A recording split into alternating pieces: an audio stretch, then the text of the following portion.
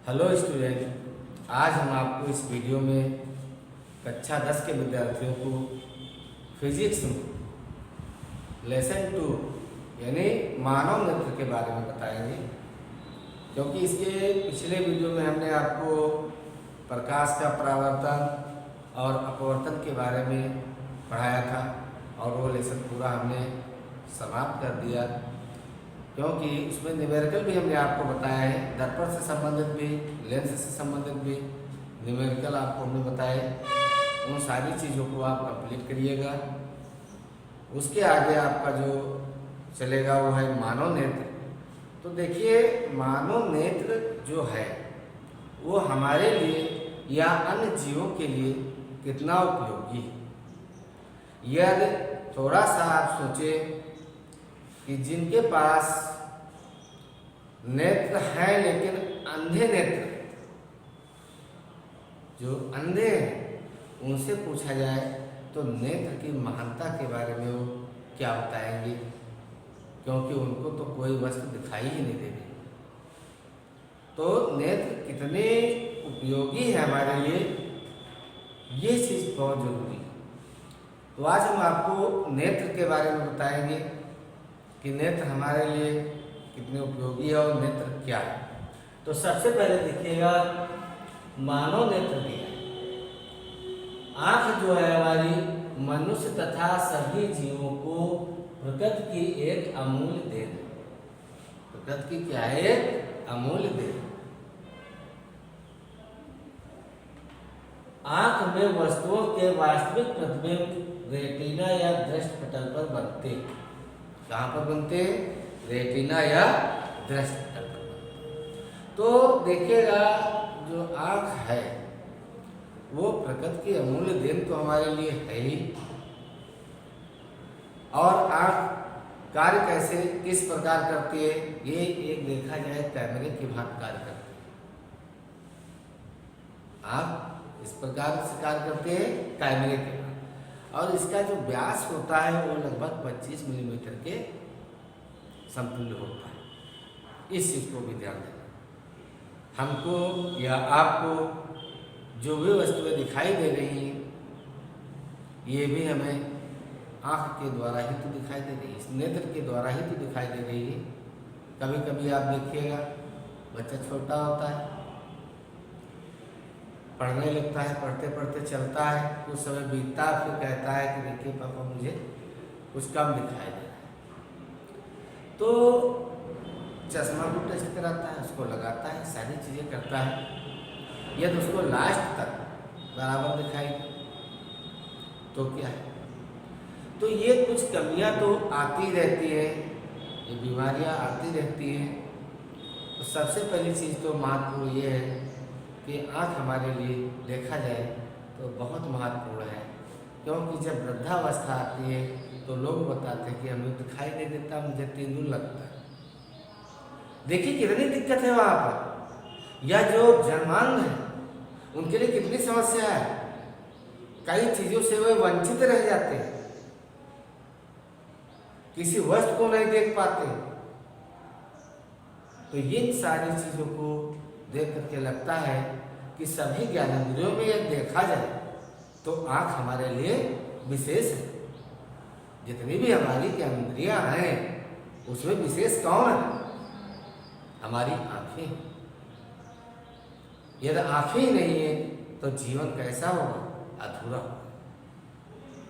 तो देखिएगा, आँख के बारे में हमने बताया कि जो आँख हमारी है वो प्रकृति की एक अमूल्य देन है। और ये किस प्रकार की कार्य करती है, ये कैमरे की भांति कार्य करती है। और इसका जो वास्तविक प्रतिबिंब होता है वो कहाँ, ही वस्तु का जो वास्तविक प्रतिबिंब बनता है वो कहाँ बनता है? वो रेटिना या दृष्टि पटल पर बनता है। इस चीज़ को आप ध्यान दीजिए। अब जो तुम्हारा दिया गया है नेत्र, इसके कुछ भाग भी, नेत्र के भाग कौन कौन से, उन भागों के बारे में भी हम आपको बताएंगे। देखिएगा, ये चित्र आपका बना हुआ है। यहाँ पर आप देख रहे हैं ये हिस्सा जो आपका है बना हुआ, ये क्या कहलाता है? कार्निया है। ये बिंदी टाइप की जो पड़ी हुई है पुतली ही देखिएगा, ये जो आपकी एक रेखा खींची हुई है नेत्रोत्तर है, और यहाँ पर जो आप ये देख रहे हैं ये आपका आइरिस है, ये बीच में जो काला बिंदु दिखाई दे रहा है ये क्या है, मांसपेशियाँ हैं, और मध्य में जो आप देख रहे हैं ये कैसा है, हमारा नेत्र लेंस कह सकते हैं या लेंस भी ले सकते हैं। और इधर देखिएगा ये हिस्सा जो दिखेगा, ये रेखा यहाँ से लेकर के यहाँ तक गई है, ये आपका जो हिस्सा है वो क्या है, अंध बिंदु है, और यही रेखा देखिए यहाँ से आया है यहाँ तक जो गया है, इस प्रकार से खांचा बना करके निकल गया है, ये क्या है, पीत। रेटिना आपका ये वाली देख रहे हैं, ये हिस्सा जो आया है यहाँ पर जो बनता है ये रेटिना है, और ऊपरी परत जो आपकी दी गई है ये क्या है, दृढ़ पटल है। समझ गए? तो इस प्रकार से इसके चित्र को देख करके आप समझ जाएंगे कि हमें या हमारी आंखों में जो जो स्थान दिए गए हैं उनके अपने अलग अलग महत्व हैं, किसका क्या कार्य है, इसके बारे में भी आपको हम बताएंगे। तो देखिए हम सबसे पहले आपको दृढ़ पटल के बारे में बताएंगे कि ये दृढ़ पटल जो है हमारी आंख का ही एक भाग है, लेकिन इसका क्या कार्य है। कोई भी चीज हो तो उनका कोई न कोई कार्य तो रहता ही, ऐसा नहीं है कि हमारे शरीर में जो अंग बने तो किसी भी अंग का कोई कार्य ही नहीं। इसी प्रकार से आंख में भी जो भी चीजें आपको दिखाई गई हैं इन सभी का अपना अपना अलग अलग कार्य। जैसे यहाँ पर देखिएगा दृढ़ पटल है, तो दृढ़ पटल क्या है, मनुष्य का नेत्र एक खोखले गोले के समान होता है जो बाहर से एक दृढ़ व अपारदर्शी श्वेत परत से ढका रहता है। इस परत को ही हम क्या कहते हैं, दृढ़ पटल कहते हैं, यानी श्वेत परत से ढका रहता है, इसी को हम क्या कहते हैं, दृढ़ पटल कहते हैं। ये हमारी आंख की सुरक्षा करता है। कभी कभी आपने देखा होगा कोई वस्तु आती है वो आंख से टकराती है तो देखिए तुरंत बंद हो जाती है।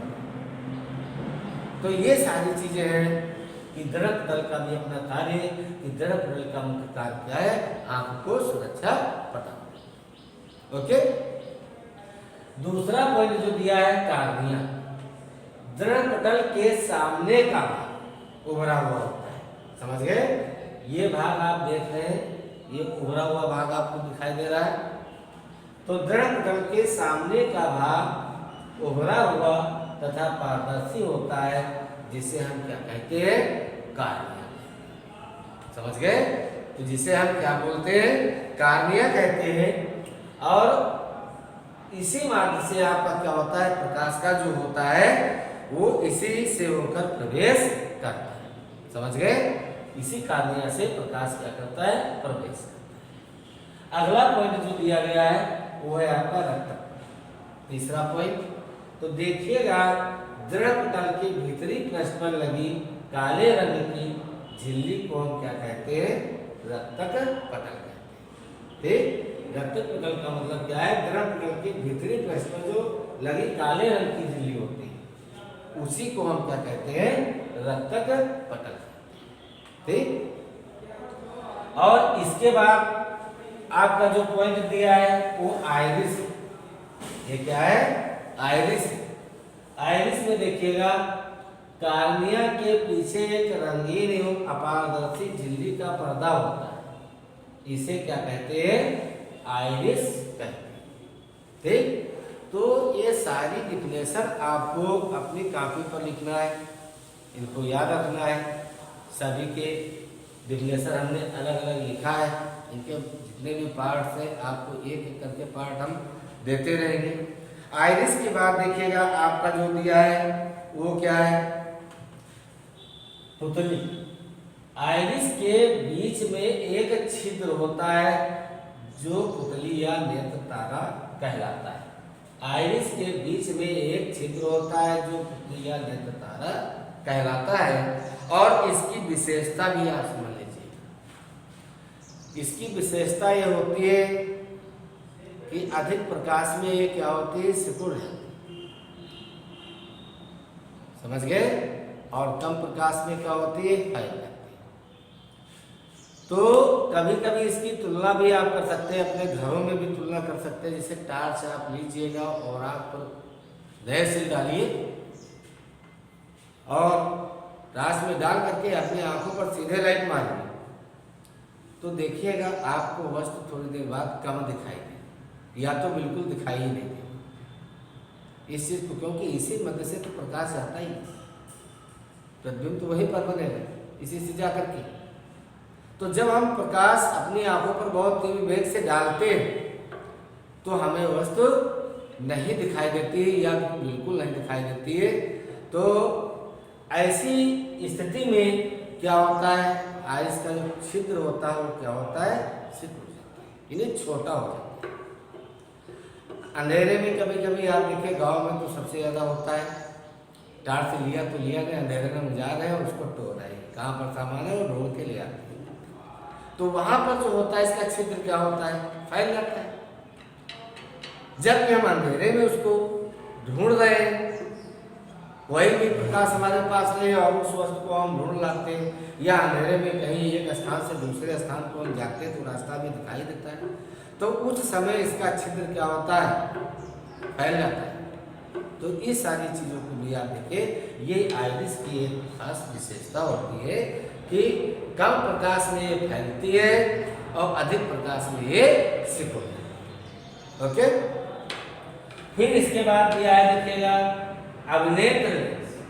कौन सा लेंस, अभिनेत्र लेंस। आइरिस के ठीक पीछे पारदर्शी ऊतक का बना द्विउत्तल लेंस होता है जो अभिनेत्र लेंस कहलाता है।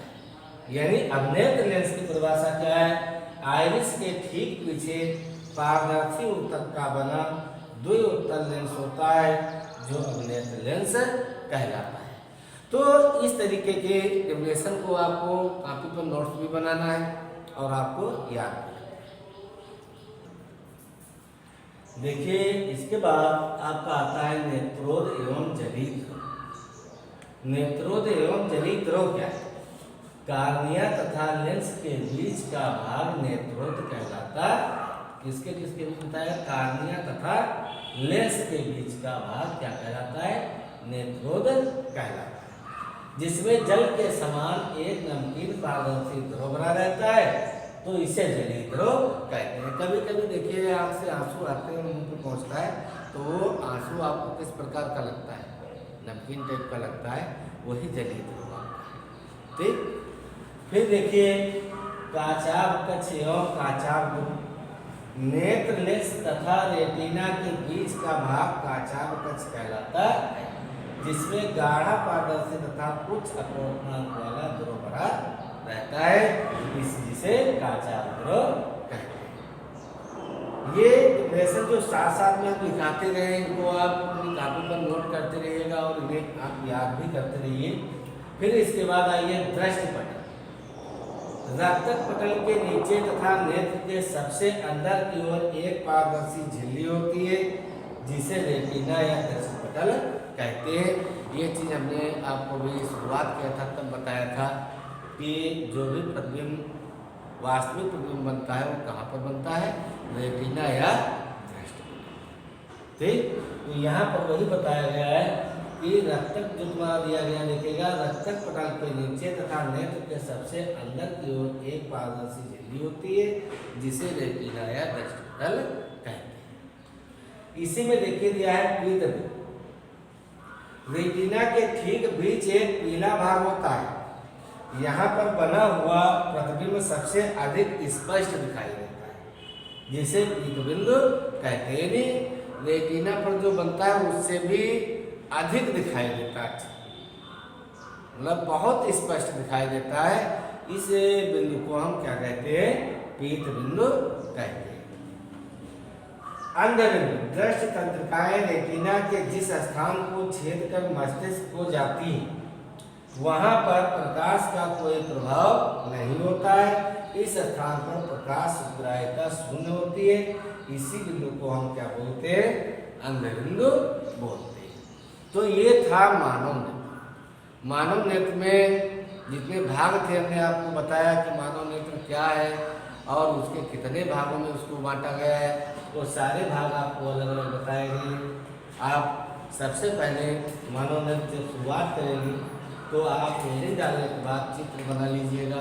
चित्र बनाने के बाद ये सारे पॉइंट्स आप अपनी कॉपी पर नोट कर लीजिएगा, जिससे आपका सिलेबस आगे की ओर बढ़ता है। ओके।